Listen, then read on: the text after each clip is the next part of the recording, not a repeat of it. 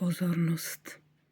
Dokážeme udržet pozornost na tom, co je pro nás podstatné, výhodné a nenecháme se odlákat? Pokud budeme sami k sobě upřímní, tak musíme přiznat, že naše pozornost byla často velmi lehce odlákána nám nepotřebným směrem.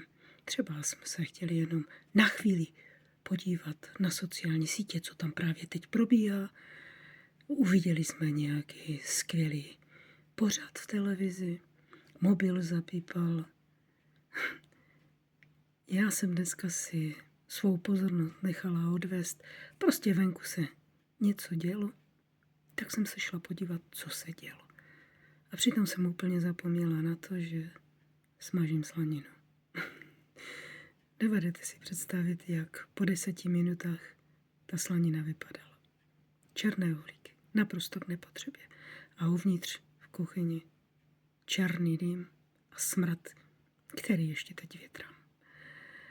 Takže když si necháme naši pozornost odvést směrem, který nepotřebujeme, znamená to vždy větší či menší ztrátu. Já bych vám teď ráda pustila úryvek z 16. kapitoly Maniak proti Bohu. A zkuste svou pozornost udržet žádoucím směrem.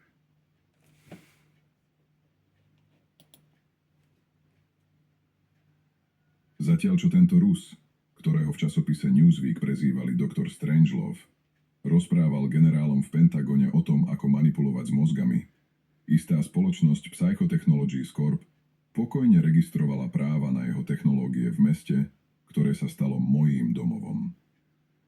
Samozrejme dnes po tejto spoločnosti v otvorených registroch nenájdete žiadne stopy. Rozplynula sa ako ranná hmla. Pri prehrabávaní sa v archívoch som však narazil na zoznam žiadostí podľa zákona o slobode informácií FOIA na webovej stránke CIA z roku 2019. Niekto veľmi vytrvalý hľadal to isté, čo ja. Žiadosti obsahovali F-2019-01300 zo 4. augusta 2019. Dokumenty týkajúce sa Inštitútu psychotechnologických výskumov v Moskve, Rusko. F-2019-01301 zo 4. augusta 2019. Dokumenty týkajúce sa spoločnosti Psychotechnologies v Richmonde, Virginia. To znamenalo jediné. Nie som sám. V tom istom smere pátral aj niekto iný. Pátral a snažil sa odhaliť spojitosť medzi Moskovským inštitútom a richmondskou firmou Prízrakom. A tento niekto kládol správne otázky o tejto korporácii a o vývojoch, o ktorých Smirnov diskutoval na uzavretých stretnutiach s úradom. Presunul som pohľad na stenu. Moja mapa vyšetrovania už pripomínala pavučinu šialenca, ale teraz sa v nej objavila nová niť. Ešte som úplne nechápal, na čo presne som narazil. Ale starý lovecký inštinkt, ktorý ma nikdy nesklamal, kričal: tento ruský vedec tu nie je náhodou.